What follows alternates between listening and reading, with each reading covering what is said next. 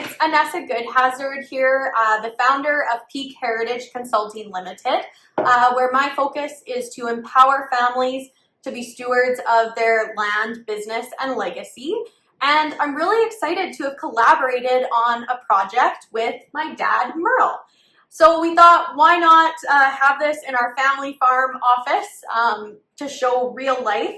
And so we came up with this project because it was questions and considerations that we were tackling in our own family farm, but that I was also hearing repeatedly, having the honor to sit at the table with Canadian farm families. So Dad, why don't you give a quick introduction of yourself? Sure. My name is Merle Good. I've worked with Alberta Agriculture as provincial tax specialist for 34 years in farm management, finance, and transition. Of course, I took over from my father, Ernest Good, and then Nessa and Brett have come home to start the farm and take over from myself and Peggy. So I've been involved from many farm families, but also personally. I think this is why we're bringing this forward, and Nessa has taken the lead on this project. So not only have we spent our careers consulting with farm families, but we're also living it every single day. And what I've seen again and again is that the hardest decisions aren't just about the dollars on paper, they're also about how these dollars affect the people around the kitchen table. So that's how our project, the Dollars and Dirt series, Your Farm's Money, Land, and Equipment Playbook, was created. It's a self-paced course. That was really important to both of us with how busy we know everyone is. So it's a self-paced course, but it also has a corresponding workbook for each module. And that was something, again, that I was really looking for, because I remember even back in university or school, taking all these courses, but trying to apply the theory to our own farm numbers. And so that's why the workbook is an opportunity for you to do just that, so that you can follow along step by step. Inside, you'll find practical tools, ratios, clear questions, concepts, and there's also some proprietary formulas and ratios that Dad has created throughout his career that we're excited to share with you. But from a transition planning conversation or point of view, we always hear we need to communicate more and we need to communicate better. And even in our own family dynamics, the main point of that for me was, how do we add some meat and potatoes to that? We can tell families to communicate better and we can tell families to empower the successors, but how do we do that? So this guide was to create a shared language so families can actually talk through the decisions together. So in this series, we have 3 modules where we'll discuss money, land, and equipment. Each module is individual, which we'll talk about, or the complete series does build upon each other. And the best part that we really wanted with this workbook was that it's not a one-time only. We hope that you and your family return to this as your farm changes and evolves. So let's jump in. Great. So the first part, module 1, was a neat one. Where did all of our money go? That's one of the most critical things I found. And working off an income tax return is a great way to start. So I'll turn it back to Ines again, and she can give you some more ideas of what we're doing in this module. Yeah, so the first module is, like Dad said, where did our money go? We all know farming can look really profitable on the surface. Crops, cattle, expensive equipment, but the cash flow doesn't always match. And that can create questions or ambiguity, but it can also create tension in a multi-generational operation, especially between generations who see the same number differently. You've seen it a couple times, hey Dad? Yeah, so I think when we talk about plain language and terminology, it's really important, and we'll talk about this in more detail, is what's a gross margin, what's a contribution margin, what is net income, and I'll let you try to explain what your net is. So here you go, finding the same language, right? So in our guide, we also dive into net income. And no, this is not a technical term, but it's my term. And I've found that it really helps simplify the families that I'm working with. So net income is also known as our risk margin, what's left to cover. And so that's where we start off. Goal, shared language amongst family farm members, and then we dive in to actually trying to understand your number in a deeper way. So how do we do that, Dad? Well, going off your tax returns, we go through various steps to come up with, the gross margin, net income, and contribution margins. And then, of course, what's really important is in the area of where the money go. Well, of course, it's debt servicing, principal, cash down on capital purchases, and living costs. So that comes up with a thing we call my hybrid cash flow statement that Ness and I put together. The traditional cash flow statement just says where your cash went, whereas we'd like to put in there at the same time what is our opening and closing debt loans at the same time. So with this hybrid cash flow statement, you'll get both. You'll get where'd the money go, but also what is your ending balances on your term and your operating loan. Because that's really the question we have to ask every farm family, especially today. And this is one that I really have to hit home with. Who is making your payments? You or your operating loan? That we have to dig in and find out. Because with today's operating loans based on land values as security, it's pretty easy to go ahead and run your operating loan in an area where it's not supposed to run up. So that's when we want to make sure we really check that with this hybrid cash flow ratio. Yeah, and so it's something as simple as taking those two statements, because again, this came up in just my own education learning from Dad and sitting down and doing our own farm, was we had our cash flow statement, but then we also had our loan statements over here. And so again, on cash flow, we looked great. But then when you started to add in your loan payments, you were like, that's where our money went, unfortunately. So Dad's already kind of alluded to. We also go into detail on what we have termed the 7 red flags of operating loans. Excuse me. Operating loans they're a wonderful tool, but we just have to make sure that we are taking into consideration how best to use them and working with your financial team. So how do we make sure we're being efficient, Dad? Well, I think on efficiency, there's a common terminology when it is your operating cost to gross revenue or gross income. And this to find out is how many dollars you're spending to make $1 of gross income. And that's an important one to keep track of over the years, not on a yearly basis, but over 3 years. And all these things we like to do is on a rolling 3-year picture, because farming is cyclical, and it will show you over time whether or not you're gaining or maintaining ground or perhaps dropping a little bit. And so when we started to talk about liquidity ratio, this again was where one of Dad's proprietary ratios comes to light. And we call that the hybrid liquidity ratio. So I'm sure we've all heard of the liquidity ratio, which is current assets divided by current liabilities. And this is a fantastic ratio that often comes up working with your lender. But again, we wanted to go one step deeper and look at it from a farm manager's point of view. So Dad, why don't you give a high-level overview of what that ratio is kind of an offshoot of what Anessa just explained about the current ratio. But what it is to take and look at understand your cash position for the next year's cycle. Not just staying current, as we talk about the bank cycle, but also do you have enough resources to run the farm next year? And that's the most important Pretty important. Yeah, and so what that does, it gives you a feeling. And to kind of put it in perspective, just to give an example, if you have inventory to be sold of $200,000 and your operating loan and what you owe is $1 million, you're in trouble because you won't going to run another cycle. So just more to do with that. And what I'm using roughly is a 50% ratio, and we'll explain that a lot more detail in the modules. And so we understand cash is king, right? That's a huge part of operations, and as Dad mentioned, being liquid enough to keep operating. But the main question we all have to ask ourselves is, did we make any profit? Which leads us into an in-depth overview of the accrual statement of farm earnings. And so we have, again, a step-by-step guide where each number goes, lines drawn, because that's me, how this number subtracted by that number on a statement, what does that look like? So that's all included in our guide.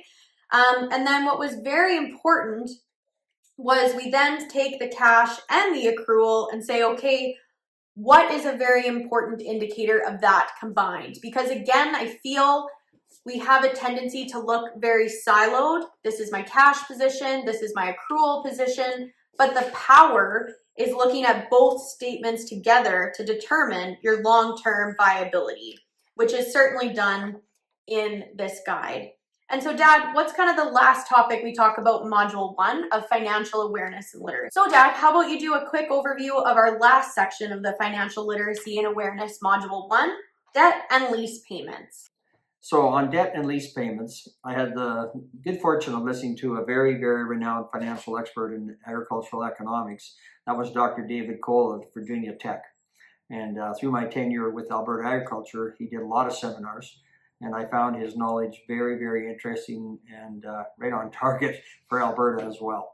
So one of the ones he looked at was comparing your debt and lease payments to gross revenue.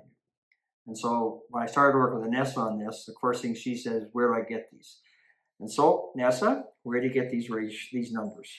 Well, as it lays out in the guide where each number comes from, but for this ratio, we're going to look on our income statement. And so again, that's really the hope with this guide is explaining where does each number come from? Tax return, balance sheet, income statement. It's confusing. And secondly, we then want to make sure that you're actually pulling those statements out of the drawer at year end from your accountant and hopefully empowering further conversations with those technical advisors. And something else we've made sure to do in this guide is add a lot of commentary. So we've added examples of other farm families or scenarios we've seen, different options. And so again, we're just trying to drive home what would be the conversation that we see sitting at the kitchen table. And you know everybody's talking about the neighbors and how are they doing it. So let's throw in a couple different scenarios. Yeah, just before we leave this section, it's what I like to do here is kind of say two things. One, the parents will probably do this first because they have their financial statements. And if you have a corporation, it's sometimes pretty easy to get some of these numbers. If you don't have a corporation, it's harder for the accrual statements. However, it is potentially easier off of your agri-stability statements. You can pick up a lot of information off that. And with some of the changes, that's going to be more of a popular program, I believe. Secondly, after the first year, the second generation has to do it with you, right? Or like just have them. Well, depending where you're at, your ages and stages. But to get into that as well, that's why the shared language is one thing, but actually shared working together on this would be great. Yeah, that's huge. And if you're at that spot, some families I work with, they say, Anessa, we really want to empower junior generation to become more literate with this financial information, but we're not quite ready to open the books yet. That's awesome. Let's work off the example numbers that we've provided in the guidebook and have discussions facilitate that way as well. We really tried to make this guidebook fit where you and your family are at. And if you're not part of an intergenerational farming operation, perfect. It'll apply to you with your own operation as well. And as Dad mentioned, if you are a sole proprietor, for example, that isn't part of agri-stability, you can still go through these statements. You just might need a little bit more support from your accounting and financial team to help you get those numbers. So as the modules build on each other, we then say, okay, if I have profit left over, what is every farmer looking at? Buying land, which leads us to Module 2, considerations for purchasing land. So they ain't making any more dirt. Should we buy it? So within this module, we look at a couple different situations. First, we compare purchasing land personally versus corporately and giving you a framework of discussion to have with your accountant. Dad, would you like to add a little bit more there? Yeah, on the idea of how you buy it, of course, one of my main recommendations was to buy it personally, especially for the first few years, because you can write the interest off on your amortization schedule. And then after that, we have some strategies how to create maybe a shareholder's loan with that land, which is very tax advantageous. As part of a corporation. And again, the main thing going through this guide is not going to tell you what to do, but it is going to give you the frameworks, the ratios, the decisions, the tools to empower those conversations for your specific scenario with your accounting team. And again, you know, we've got little nuggets in here. We tried not to dive too much into our succession consulting work, but you know, proactive conversations for long-term planning and expectations is required between family members of how you're going to purchase this land and the implications that can come with that. And so the next question that comes up at our table and at every single farm table I've sat with is this land purchase feasible? So Dad, what are some of the unique proprietary formulas you've come up with? Well, I mean, it's a very difficult question to answer for each farm. So one of the things I try to come up with is to answer this basic question. I'll give it to you here. We will try to answer the question, how many quarters do I need free and clear to buy the next one? Also, how does my rented land fit into this equation? Because that's what we have to look at. We have to look at the entire access of land and how does that compare to other indicators in order to afford this land purchase. So I'm not going to go into all the details because there's about 7 pages or 8 pages here of different things you can look at. But the main thing is to find if you're even in the ballpark. So for example, if I own 3 quarters, I can't buy 2 at $1 million a pop. So that's why we're trying to come back with some other ideas and how we can look at different things. Each person's numbers and things. Maybe they've won the lottery. You never know. That is not an economic strategy. Is hope a strategy? It's one of the things we talk about for sure. You also, Dad, have a really unique formula or framework, again, that you've created that brings in a repayment based on individual cash flow analysis. So just a high level, like you said, this is our most in-depth part probably of the guidebook, but high level today, what are some considerations you need to take into account? I think I'm looking at, really what this is based on is looking at when you buy the new quarter, what is the access fee to the business? And when you mean by access fee, you're paying rent to yourself somehow. And then you got landlord rent and you got this new purchase and present land payments. I put that all together into a stir pot and see when it comes out at the end, whether we're feasible or not. And I think, again, that has where we've done little nuggets tied back into future family planning conversations of what are the implications of the estate plan and the current business plan ramifications. Because as I talk about a lot in my consulting, those two are dependent on each other. So any expansion or growth or changes we make on the business plan must be accounted for in our estate planning, which is referenced in Module 1 of our financial literacy. And so, as the saying goes, they ain't making any more dirt, so we know this is a critical part of each family's operation that they're facing. Okay, so then this takes us to our last module, Module 3, which is financing equipment considerations. Should I buy it? Should I fix it? Or should I park it? So there are 3 indicators that we like to look at for managing your equipment. The first indicator is a ratio to determine whether you may be overcapitalized or not. The second indicator is a target to cover depreciation and replacement costs. And the third indicator addresses whether or not you are maintaining your equipment line only through increased debt. It also includes a ratio to determine your debt level to equipment value. So once again, the first indicator, machinery equipment to investment ratio, was created by yours truly. Yeah, what was interesting is in my later years of consulting, I noticed a trend. And that was in some of the farm magazines, they talk about machinery investment per acre. And I'm looking at that and say, I've never paid a bill with an acre. So what I started to look at was ask people, what is their present machinery value? Compare it to gross revenue. And I won't give away my little nuggets, but it's kind of interesting to look at that. And so I'm going to ask you this question off the top. Which is greater, your machinery value or your gross revenue? Answer that one and then tune in for some more information on that one. Which then leads into kind of the corresponding next part, which is depreciation. And we all hear about depreciation, lots of changes that have been happening, and things like that. But again, what we see missed or sometimes in that silo thinking is, yes, this is my depreciation, but what Dad and I like to focus on is making sure you're preparing for your replacement target. And this one on our own family farm is frustrating because you think you're good to go and everything's going great, and then Dad comes in and says, what about your replacement target? Are you guys preparing for that? And we have to go back to the drawing board and fill our coffee with, oh, this calls for another spreadsheet.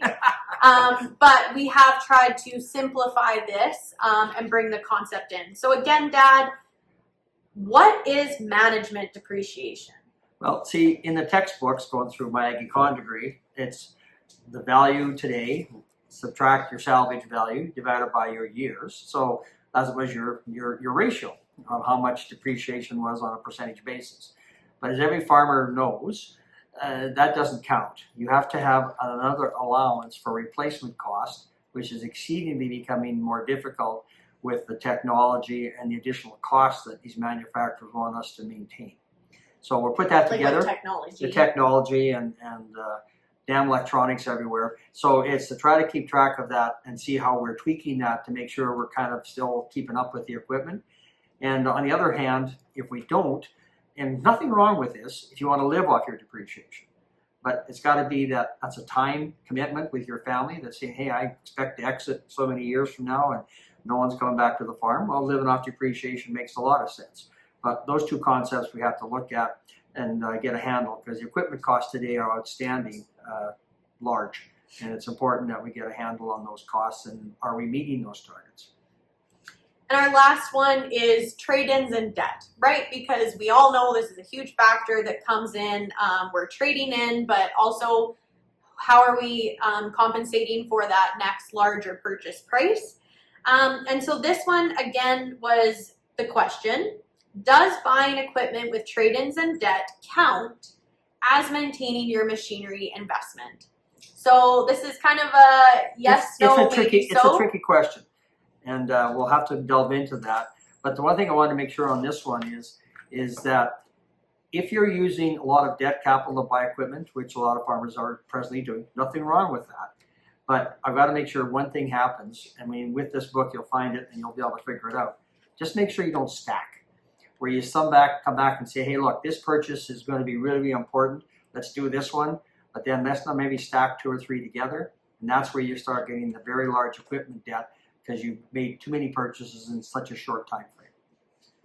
And again, that's why in the commentary sections, we've tried to add, if you're starting out, of course, your ratios are going to look different than if you're a mature operation. As Dad already alluded to, if it's an exiting operation, these are going to look different.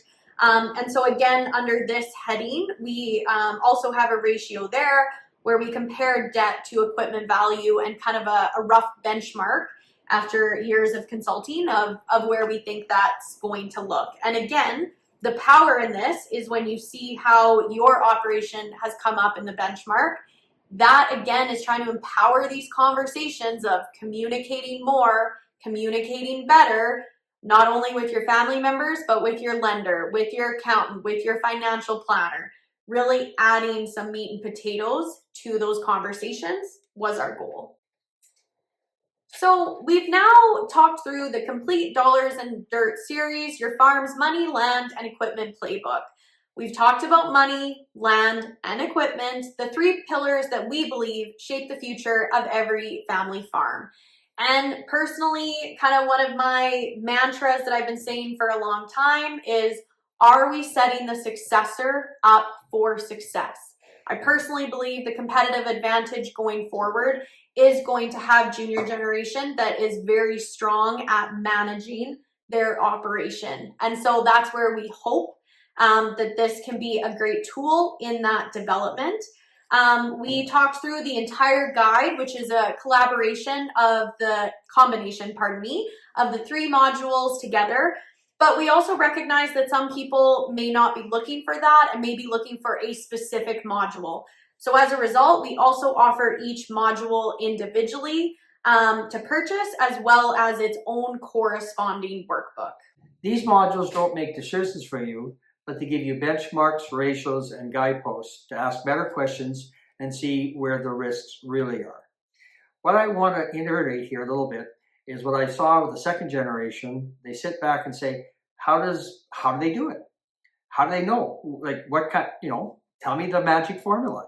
And the farmers say to their second. Well, how do you make those decisions? Yeah. The how. The how. And we kind of go back and say, well, I don't know. We just do them and it's intuition. Gut feeling. Gut feeling. So what I'm hoping with is that when you do your own analysis and work through how you operate with your own financial and machinery, land, and operating efficiencies, is to use this guidepost and guide and workbook to actually maybe quantify your intuition. Or articulate. And articulate that intuition. So I think you will. I think you'll find it fascinating when you put your numbers to it. And I think, again, that opens up for conversation. If any of the ratios or benchmarks don't apply to your specific operation, that's a great learning experience to explain to junior generation why.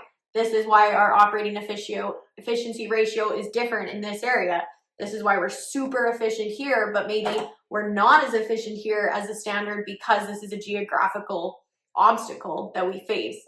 Again, the power is in the conversation. So most importantly, I believe the goal of this tool is to give you a shared language so your family can sit down at the same table, look at the same numbers, and move forward together. And once again, if you're not part of an intergenerational operation, this is again a huge gap we see between spouses even, is again having that shared terminology, shared understanding, and probably the most important one in that dynamic, where did all our money go? Exactly. And I think they end up with is one more comment from myself, and that is don't just use these tools once. If you do them every year and see the trend, that'll give you the best indicator of how your operation is going forward and the ability to expand. That's the power.